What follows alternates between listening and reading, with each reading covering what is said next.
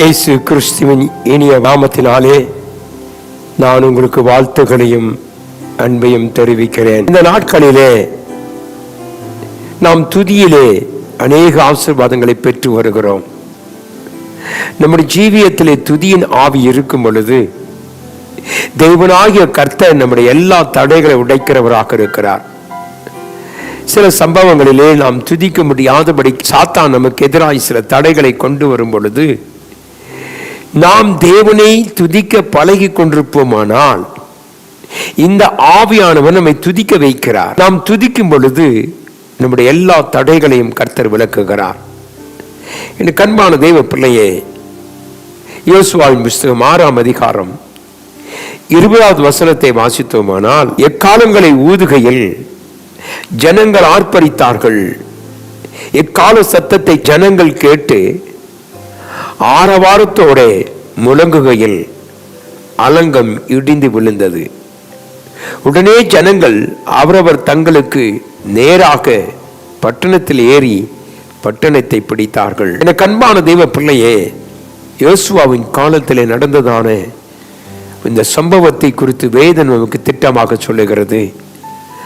6ஆம் அதிகாரம் 1 வசனத்தை வாசித்தோமானால், எரிகோ இஸ்ரவேல் புத்தருக்கு முன்பாக அடைக்கப்பட்டிருந்தது. ஒருவரும் வெளியே போகவும் இல்லை, ஒரு உள்ளே வரவும் இல்லை. இப்படிப்பட்டதான ஒரு பயங்கரமான தடைகள் இஸ்ரவேலுக்கு முன்னாக வந்தது. தேவனுடைய பிள்ளைகள், வாக்குத்தத்தத்தின் புத்தராக எண்ணப்பட்ட இஸ்ரவேல் ஜனங்கள் தேவன் காண்பித்த கானானை நோக்கி போவதற்கு தடையாக இருந்ததாக வேதத்திலே வாசிக்கிறோம். எரிகோவின் தடைகள், எரிகோவின் மதில்கள் பலத்ததாக இருந்தது. இந்த எரிகோவின் மதிலை தகர்ப்பதற்கு பலமான ஒரு கோட்டையாக அரணாக அந்த ஜனங்கள் நம்பிக்கொண்டிருந்த பொழுது தேவனாய கர்த்தர் சொல்லுகிறார், நீங்கள் அதை குறித்து ஒன்றும் யோசிக்க வேண்டாம். என்னுடைய நாமத்தை துதித்து நீங்கள் எக்காலங்களை ஊதி நீங்கள் துதிக்கும் பொழுது நான் உன் தடைகளை மாற்றுவேன் என்று கர்த்தர் சொன்னார். என கண்பான தெய்வ பிள்ளையே, இந்த காலை வேளையிலே நம்முடைய ஆவிக்குரிய வாழ்க்கையில் அநேக தடைகளை நாம் சந்திக்கிறோம். ஜெபிப்பதற்கு தடை, வேதம் வாசிப்பதற்கு தடை, ஆலயத்துக்கு வருவதற்கு தடை, அநேக ஜனங்களோடு நாம் ஐக்கியம் வைப்பதற்கு தடையாக இருக்கிற அநேக தடைகளை கர்த்தர் நமக்கு மிகவும் சுலபமாக சொல்லுகிறார்.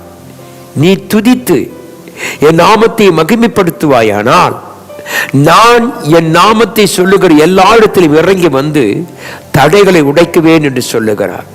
மீகா சொல்லுகிறான், தடைகளை உடைக்கிறவர் உனக்கு முன்னாக செல்லுகிறார். என கண்பான தெய்வ பிள்ளையை மறந்து விடாதே. நம்முடைய ஆண்டவர் தடைகளை தகர்க்கும் தெய்வனாக இருக்கிறவர். இந்த நாட்களில் நாம் தேவனை துதிக்க பழகுவோம். பிரச்சனைகள் மத்தியிலே, போராட்டங்கள் மத்தியிலே நாம் விழுந்து சோர்ந்து போகாதபடிக்கு நாம் நம்முடைய பலனை கொண்டு கர்த்தரிடத்தில் துதிப்போம். அப்பொழுது ஒரு பலன் நமக்கு மேலாக இருக்கும்.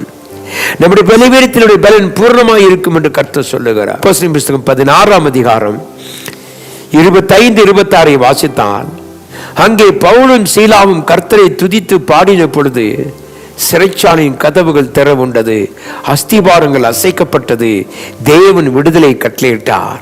என கண்பான தேவ பிள்ளையே, கட்டுகள் அகன்று போய் அவர்கள் கர்த்தரை துதிப்பதற்கு தேவன் கொடுத்த ஒரே ஒரு ஆயுதம் தான் துதி. விசுவாசிகளாகிய நாம் இதை கேட்டுக்கொண்டிருக்கிற அருமையான தேவ ஜனமே, பிரச்சனை மத்தியில் துதிக்க வேண்டும், தேவனை கனப்படுத்த வேண்டும். அவருடைய நாமத்தை சொல்லி நீ மகிமைப்படுத்துவாயானால் நிச்சயமாகவே கர்த்தராகிய ஆண்டவர் உனக்கு விடுதலை தருவார். விசுவாசத்தோடு சொல்லுவோம். இன்றைக்கு நாம் கர்த்தரை துதிக்கிறோமா? பிரச்சனைகள் மத்தியில் நாம் தேவனை துதிக்கக்கூடிய காரியத்தை கர்த்தர் நமக்கு கற்றுக் கொடுப்பாராக. நீ துதித்து பார், எரிகோவின் கோட்டைகள் தகர்ந்து விடும். இந்த நம்பிக்கையோடு இந்த நாளை நாம் தேவனுக்குள் செலவழிப்போம், துதிக்க கற்றுக்கொள்வோம். கர்த்தர் பெரிய காரியங்களை செய்வார். எங்கள் மகா கிருபையும் இரக்கமும் அன்புமல்ல நல்ல ஆண்டவரே, இந்த அருமையான நாளுக்காய் நன்றியோடு துதிக்கிறேன். இந்த செய்தியை கேட்டுக்கொண்டிருக்க பிள்ளைகளுக்கும் ஆண்டோரை நீர் ஆண்டோரை தடைகளை விலக்கி துதிப்பதனாலே மற்ற ஆசீர்வாதங்களை வைத்திருக்கிறேன் என்பதை அறிந்து கொண்டு துதிக்க என் தேவன் கிருபைச்சுமை ஜெபிக்க ஆசீர்வதியும் மகிமைப்படுத்தும். இயேசுவின் நாமத்தில் ஜெபிக்கிறேன் அன்பின் நல்ல பிதாவே, ஆமென். கர்த்தர் தாமே நம் அனைவரோடும் கொடுப்பாராக. ஆமென்.